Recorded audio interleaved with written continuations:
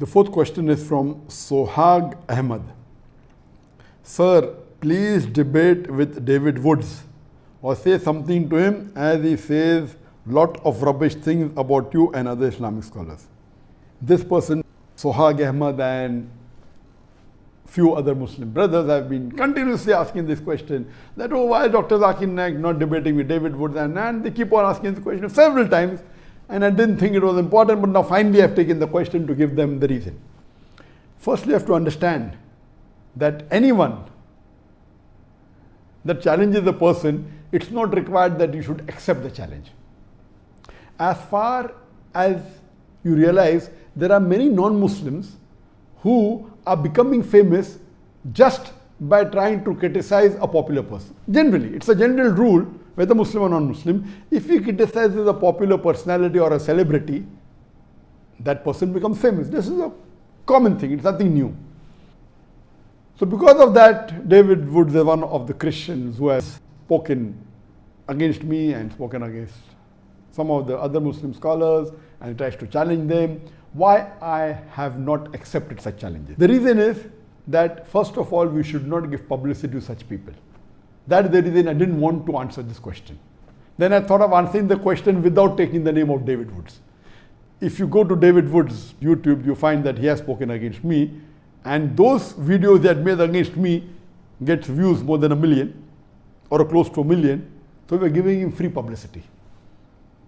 There was a time when I was involved in the Dawah in my initial stages in the early 90s, and when internet was new. In the mid-90s, internet was new, and when I went to America in the mid-90s, one of the first sites that was against Muslims was Answering Islam, and the person who used to run this site was Joshin Katz. And that time we were new in the field of Dawah, and when anyone wrote against Islam, I used to go out of the way and reply to them. Anyone wrote against me, I used to reply to them. And then I realized the moment we reply to them, you have another 10 counter questions. So what we realized, that my positive work is being stopped. If really that question is a logical question or a question that deserves a reply, should be replied. But these frivolous arguments, at that time when I was new, I told Joshin Katz that, okay, do you want to debate with me?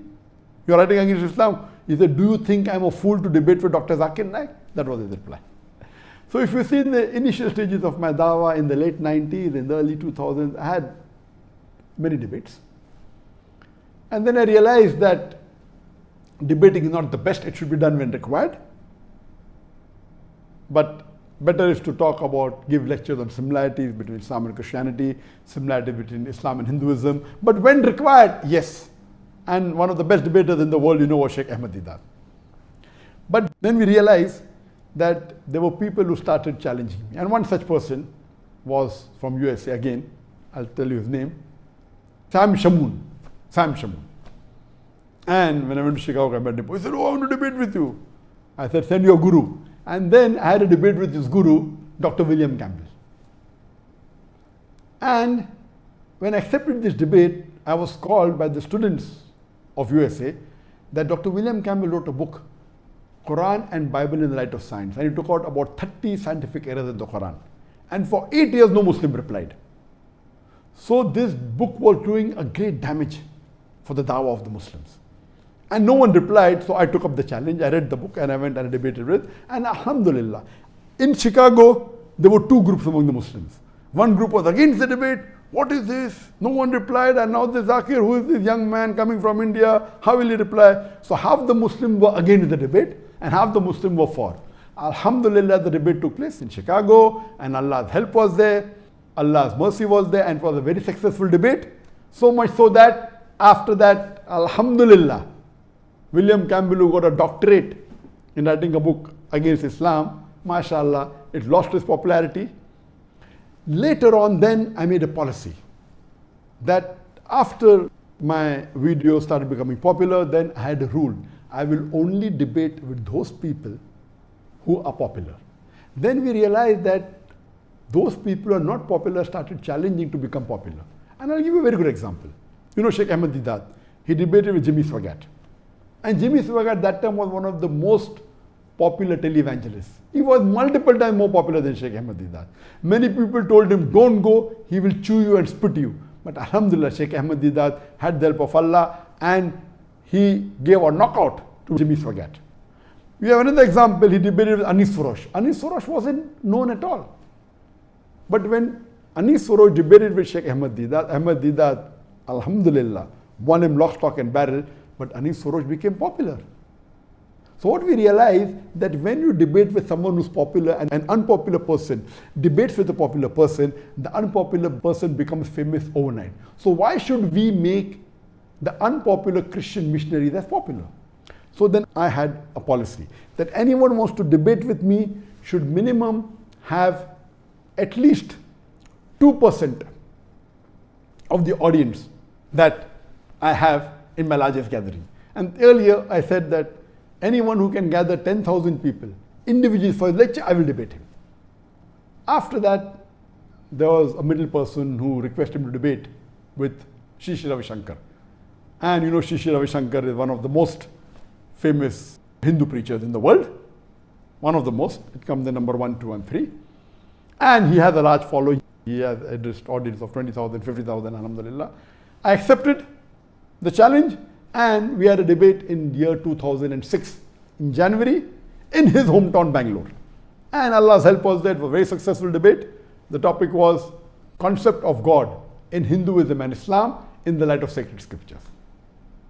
Since 2006, there are many people who challenge me for a debate.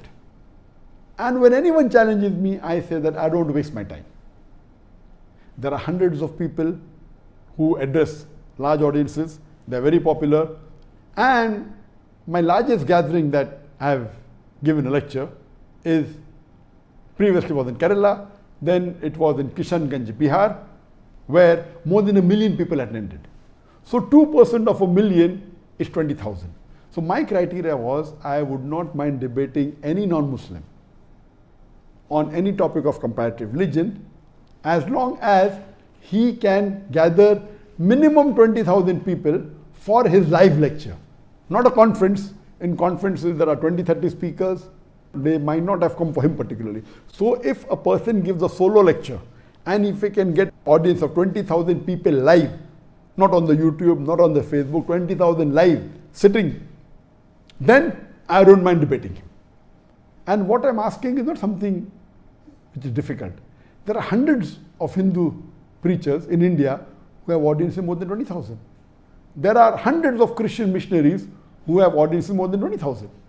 So I tell, if people like Sam Shamoon or people like David Woods want to have a debate, let them become popular. Why do they want to ride on my bandwagon? And if you can't get that gathering, only thing you have to do is convince with your material any other Christian preacher. There are many. Franklin Graham is there, Billy Graham is there, Morris Cerullo is there. There are many. There are 100 speakers that I know in Christianity who have given live lectures to more than 20,000 people.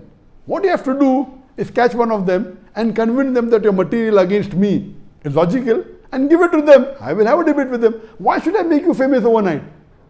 I heard 1 or 2 of his videos that Zakir Naik is a joke. It is. What he's talking is rubbish. But the moment I reply to him, he becomes famous. That's the reason I was avoiding handling this question, because now the moment I take the name of David Woods, most of the people hearing me tonight may not be aware of David Woods. A small percentage maybe. They will go and check. He will become famous. And let me tell you, there are many other people. There was a Dai by the name of Muhammad Hijab. And he came to meet me in Malaysia last year. And he's a fan of mine. He's a good Dai. He personally had a debate with David Woods. I have not seen the video. I was supposed to watch. But some of my colleagues saw it. And they told that Brother Muhammad Hijab, he gave David Woods a knockout. So when others can do the job, why should I waste my time? That's the reason previously we used to reply on the internet. Now we don't. Because the moment you reply, they'll give a counter reply and your work of positive dawah suffers. So that's the reason anyone who wants to debate me, this criteria is there. Give it to a celebrity, give it to a famous personality. He will not be a fool to debate with me. Today, if someone gives $1 million to Shri Ravi Shankar, he will never agree to have a debate with me again. He knows that. Even if you give $2 million to him, he will not. Because he's a celebrity. He will lose his following. And he already lost many people in that debate who are his followers, who called him God. They accepted Islam. So that's the reason I request David Wood to convince any of these 100 Christian missionaries who are popular, who can have audience of more than 20,000. Convince them. If he cannot convince them, why does he want to have a debate with him? When he cannot convince his own Christian brother that the material of his is enough to answer my lectures, why is he wasting his time? These people are only riding on the popularity of other people. Otherwise, he is unknown. And I request the Muslim brothers, please don't waste your time. Please don't waste your time.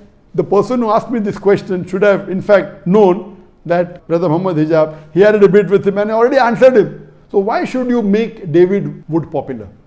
So hope this answers the question. And because I met this criteria since 2006, in the last 14 years, no one has ever wanted to debate me. One of the fans of Sadhguru told me, will you debate Sadhguru? And Sadhguru is a popular person, is not as popular as Shri Ravi Shankar, but he's popular. I told, okay, I accept it, I know he's popular.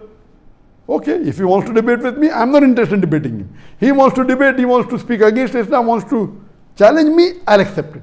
Because if he challenges me, and if Allah's help is there, and we present the truth and answer to all his illogical arguments, but naturally he will lose his following.